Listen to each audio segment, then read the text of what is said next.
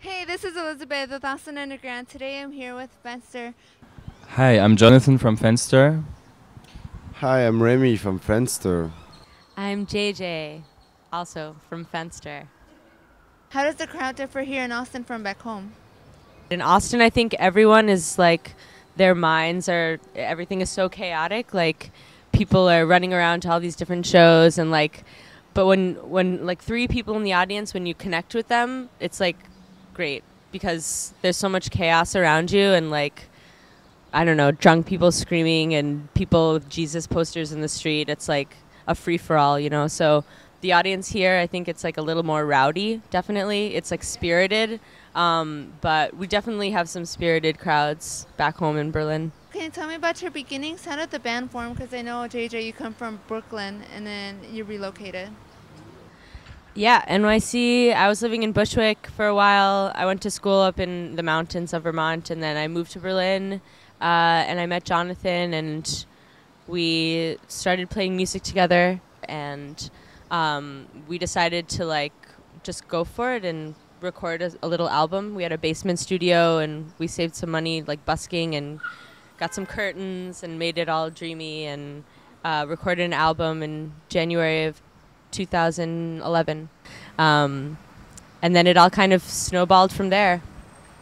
That one album that we just released actually in America a few days ago, actually. Can you tell me about your album and what was your approach for that one? It was a very organic process. Like we were just experimenting with with field recordings and like banging stuff in our studio space, like banging the radiators and trying out some, like more interesting percussion-y stuff and yeah, we are inspired by like 50s music, like in terms of electric guitar sound. We're inspired by, I guess, like early Beck, like One Foot in the Grave, Velvet Underground. Yeah, we like them a lot. What happened with the window?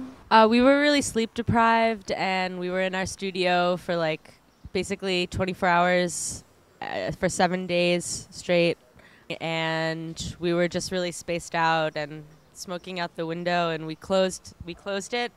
Jonathan closed like the top window, and I didn't look, and I closed the bottom one, and just glass cascaded all over my head, but I was untouched. And our producer came over to like help me, and Jonathan like was just busy doing something else, I don't know, playing the banjo.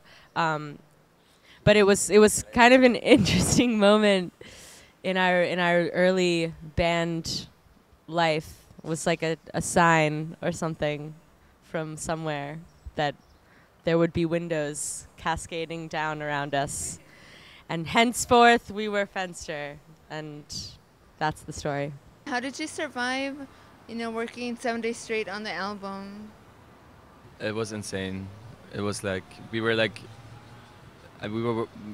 we had like such little time, and like to put one song down a day is already a lot, and we had 8 days and 9 songs, sorry. So we had to put one song a day, but one day we had to put 2 songs. We slept like 3 hours a night.